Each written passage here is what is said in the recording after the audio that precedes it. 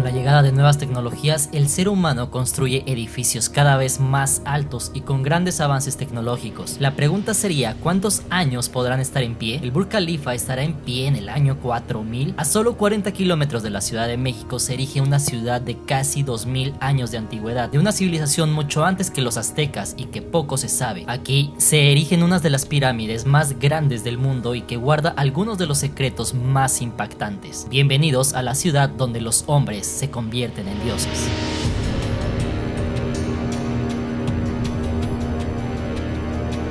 Teotihuacán no variaba mucho a la sociedad actual, pues dentro de los muros de la ciudad solo vivían los gobernantes, sacerdotes y algunos invitados. Todo el pueblo vivía a las afueras de la ciudad en medio de la pobreza de una forma muy diferente al sitio religioso. Esta ciudad fue abandonada hace más de 1200 años. Estas son las moradas para los gobernantes de otros pueblos que venían a la ciudad ya sea por temas políticos o religiosos. Cabe mencionar que los teotihuacanos eran una cultura dedicada al comercio, por lo que llegaban gobernantes y sacerdotes de otros grandes pueblos como Tikal e incluso se dice que los incas. Las moradas de los gobernantes, invitados o extranjeros se diferencian rápidamente por los murales pintados en las paredes representando a un jaguar con un penacho, o mejor llamado, tocado de plumas, con unas manos debajo, los cuales representan a los gobernantes. Aquí tú puedes ver la pintura original y aquí una pequeña reconstrucción de toda esta pintura. Abajo del jaguar se alcanzan a ver unas manos. El jaguar aquí representa alta jerarquía, el poder. Entonces, las manos, al estar cargando a este jaguar, significaba que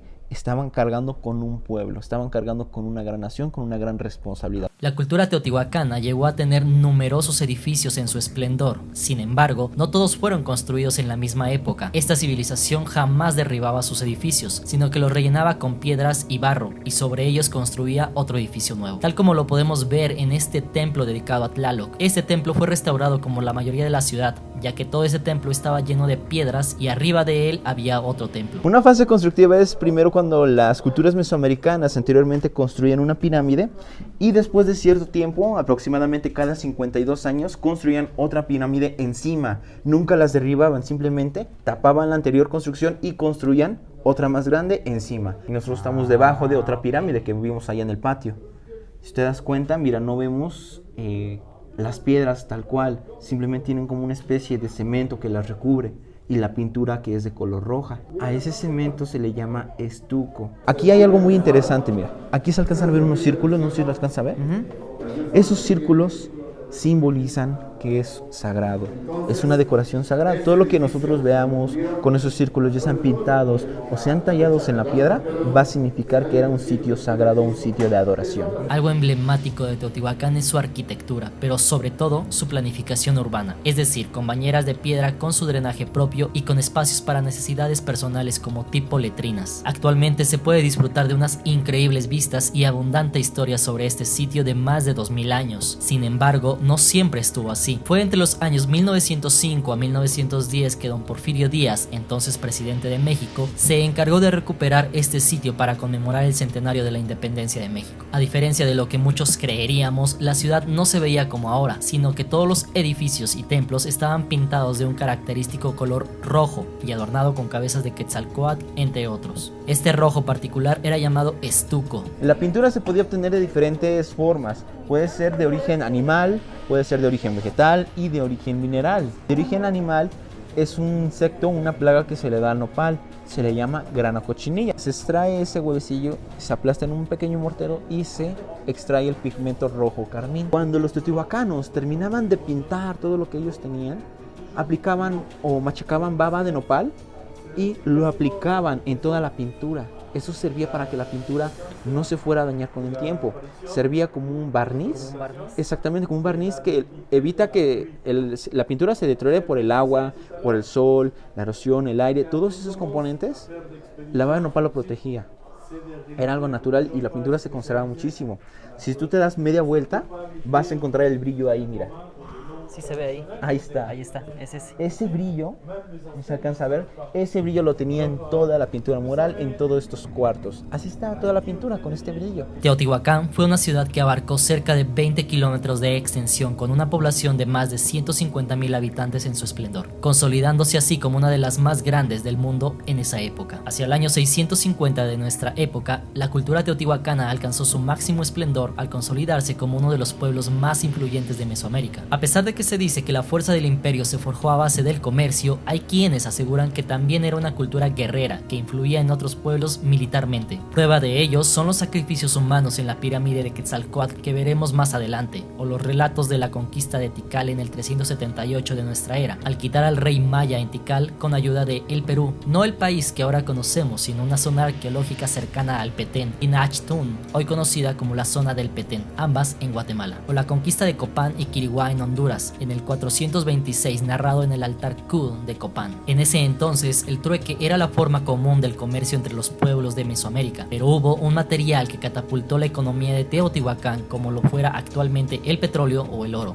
Estamos hablando del vidrio volcánico Iztli, mejor conocida como obsidiana. Este material llegó a ser el santo grial de las culturas mesoamericanas, pues al no conocer la forja del hierro utilizaban la obsidiana para las puntas de lanzas, cuchillos y demás armas. Además de eso, era considerada de gran valor religioso, por lo cual se utilizaba para hacer desde instrumentos armamentísticos, religiosos o quirúrgicos. En serio, miren, estoy viendo el sol con esta cosa. Ajá. Miren, voy a ver, no sé a ver si se alcanza a ver. Ahí está. Ahí está, sí, mira, sí se alcanza a ver. Ahí está, o sea, así es como lo veo, ¿no? Y miren. Miren. Esta es la pirámide de la luna, así bautizada por los aztecas, aunque en realidad estaba dedicada a la diosa del agua, relacionada con la luna. Pirámide de la luna, pirámide del sol, calzada de los muertos, que son nombres que actualmente los conocemos, pero no son los nombres reales de esta ciudad. Chalchihuitlicue era esta diosa que estaba en la parte de arriba, en el templo. Entonces, ¿qué es lo que pasa? Pues después de la destrucción de Teotihuacán, Chalchihuitlicue la tiran y se encontró después ahí abajo, que nos dice de a quién estaba dedicada la pirámide de la luna. Esta diosa Chalchihuitlicue está un poco difícil de pronunciar, pero el significado es la diosa de las aguas tranquilas. ¿Cuáles son las aguas tranquilas? Los ríos, los arroyos, los mares, los lagos. Esas aguas que están sobre la tierra son Chalchihuitlicue. La pirámide de la luna tiene 7 fases constructivas. Fase constructiva es construir una pirámide y otra así sucesivamente, ya lo hemos explicado, ¿no? Aquí la pirámide de la luna, aquí nosotros podemos ver las fases constructivas. Fase 1 amarilla, fase 2 azul, fase 3 la de color rojo. Fase 4 la rosada, que es donde estamos nosotros actualmente. Fase 5 ya no es construir una pirámide arriba. A veces una fase constructiva es una ampliación o una remodelación, un cambio de imagen. En este caso la ampliaron hacia atrás. Fase 5 hacia atrás, ahí se alcanza a ver una línea, que es la fase número 5. La fase número 6 ya es la construcción hasta arriba. Y la fase 7 es el cambio de imagen, por eso el 7 está afuera. Le dan un cambio de imagen a la pirámide de la luna. Chichén Itzá también tiene una plaza muy similar. Uno, si está parado enfrente de la pirámide de Kukulcán, uno dice que si aplaude puede escuchar el sonido del quetzal proveniendo del templo de ahí arriba. Aquí en Teotihuacán pasa algo muy similar. Enfrente de la pirámide de la luna y enfrente de las pirámides que están alrededor de la plaza de la luna, si uno aplaude se puede escuchar ese sonido peculiar igual. Ejemplo, aquí mira, lo vamos a intentar. Okay.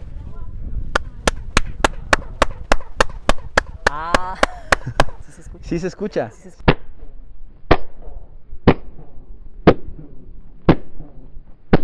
Where are you from? Brasil. ¿Qué opinas sobre ese lugar? Buenísimo. ¿Es la primera vez que visita Sí, México? sí. Es mi segunda vez en México. Y la primera vez aquí. No, muy bonito, muy bonito. ¿Qué es lo que más le ha gustado de las pirámides? Ay, no sé decir. La construcción. ¿Cómo hicieron eso? ¿Cómo pusieron las piedras? Increíble, increíble. Al sur de la pirámide de la luna, sobre la calzada de los muertos, se encuentra la pirámide del sol. Su base perimetral es de 225 metros, que es casi igual a la de la pirámide de Keops en Egipto, con 230 metros. Esta tiene 63.4 metros de altura y es una de las más grandes de Mesoamérica. Aparte de que tienen prácticamente las mismas bases, la pirámide del sol y la de Giza tienen varias cosas en común. Otro dato interesante que hay entre estas dos pirámides es que la pirámide del sol en Teotihuacán, México, está justo en la parte opuesta a la pirámide de Keops en Egipto, y cuando el último rayo del sol da en la cima de la pirámide del sol, exactamente en ese momento comienza a dar el primer rayo del sol en la cima de la pirámide de Egipto. Además de eso, las tres pirámides de la luna, del sol y la de Quetzalcóatl están alineadas de tal forma que emulan el cinturón de Orión, al igual que las pirámides en Egipto. Este túnel es original teotihuacano. Sí, ese se descubrió en los años 70 y tiene una profundidad de 6 metros y recorre 108 metros hasta el centro de la pirámide del sol. Se dice que adentro de del túnel se hacían ceremonias, aspecto religioso obviamente, que eran dedicadas al dios de las lluvias, en este caso, Tlaloc. Se descubrieron entierros de niños en cada una de las esquinas. Eran personas, pero sí eran niños. ¿Por qué los niños? Porque eran considerados puros. Esto era una práctica común en las culturas mesoamericanas para el culto del dios de las lluvias. En este caso, la pirámide del sol tenía estos entierros en las esquinas, simbolizando que la pirámide del sol estaba construido a un dios del agua, al dios de las lluvias. Y en este caso, Tlaloc. Este era su acueducto. Así es. Su acueducto, su drenaje, digamos así, para que no se inundara toda la ciudad religiosa. Sí, tienes razón, o sea, para drenar toda el agua de la zona donde están las pirámides, la zona religiosa, toda el agua pasaba por aquí y llegaba hasta el río. Llegaba hasta el río, sí, está el río. Ahí está el río. Exactamente enfrente está el río. Después de una caminata de poco más de 2 kilómetros llegamos a la última pirámide que nos faltaba. Incluso me impresionó el hecho que había visitado en varias ocasiones Teotihuacán y nunca la había visto, la pirámide de Quetzalcóatl. Algo que la diferencia de las demás es que esta tiene una explanada con muros que la rodean como si fuera una gran alberca. La finalidad, que se llenara de agua y simulara el cosmos en la tierra o reflejara el cosmos en sus aguas. Al igual que la pirámide de la luna, esta fue construida en varias fases, pero lo que la hace única en comparación a las demás es que contiene grandes misterios. Esta fue la primer pirámide que se construyó alrededor del año 150 a 250 después de Cristo. No solo es la más detallada y la más bonita, sino que a 18 metros de profundidad en la parte central de la pirámide se encuentra la puerta al inframundo, o conocida por los teotihuacanos como el Mictlán. Ese túnel fue encontrado en el 2003 accidentalmente. Se hacen las investigaciones correspondientes, empieza a bajar el arqueólogo Sergio Gómez y empieza a hacer la investigación pertinente del túnel. En la parte superior se da cuenta que hay incrustaciones de una piedra llamada pirita. La piedra pirita, con la humedad, tiene un brillo más fuerte. Si uno pasa por ahí, van a brillar como si fueran unas estrellas, un cielo luminoso, un camino cósmico. ¿Hacia dónde? Hacia lo que le da el nombre al túnel, el túnel al inframundo. Hasta el final se encontró una maqueta de cómo los teotihuacanos creían que era el inframundo. Este túnel, o esa maqueta, la maqueta está hasta el final del túnel, justamente debajo de la pirámide de Quetzalcóatl. En esa maqueta, los teotihuacanos representan cómo ellos creían que era el inframundo. Tenía montañas, muchísimas montañas, tenía valles, tenía planicies, ríos y lagos. En los ríos y lagos hay algo muy interesante. ¿Por qué? Porque en los ríos y en los lagos se encontró mercurio líquido para representar, según ellos, el agua, que ellos creían que era muy parecido el mercurio al agua sagrada de ese sitio, del Mictlán. El Mictlán es un sitio donde van los muertos. Como sus medallas eran guerreros, estos personajes, pero de alta élite, alta jerarquía, coroneles o sargentos actualmente, capitanes. Y a un costado de la cabeza las puntas de lanza, las puntas de flecha. Estos personajes muy probablemente los enterraron vivos por la razón en cómo están atadas las manos a las espaldas. Estaban en contra de su propia voluntad. Muy probablemente los enterraron vivos. Aquí estos personajes. ¿Cuántos?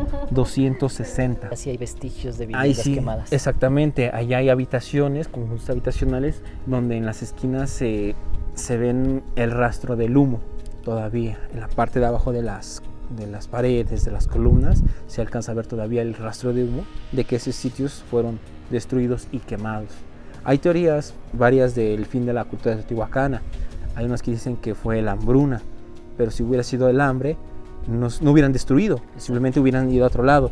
Otros dicen que fue una conquista de otro gobierno más fuerte por la destrucción. Pues a lo mejor sí, pero ¿por qué no? Porque esa cultura que era según más fuerte no se quedó. Entonces aquí los teotihuacanos destruyeron y se fueron. La más acertada es que fue de adentro. De adentro. golpe de estado. Los mismos Teotihuacanos. Los mismos golpe de teotihuacanos. estado. Señoras y señores, eso sería todo por el video de hoy. La verdad es que me encantó, no sé si se pueda ver, pero estoy emocionado. Me encantó el lugar, me encantó todo. ¿Para qué les digo más? Mejor vengan, conozcan ustedes. Yo me despido, espero que les haya encantado mucho el video. Vamos a estar tratando de sacar videos como este. Si les gustó este tipo de contenidos o quieren más lugares, coméntenmelo en la parte de abajo, algún lugar que les gustaría que conociéramos. Vamos a empezar por algo céntrico, no tan lejos, y ya poco a poco vamos a ir emprendiendo vuelo, irnos un poco más lejos. Nos estamos viendo para el siguiente video. Cuídense mucho y buena vida. Chao. Aquí en Guatemala no hay tal cual estados, es más que nada como departamentos que le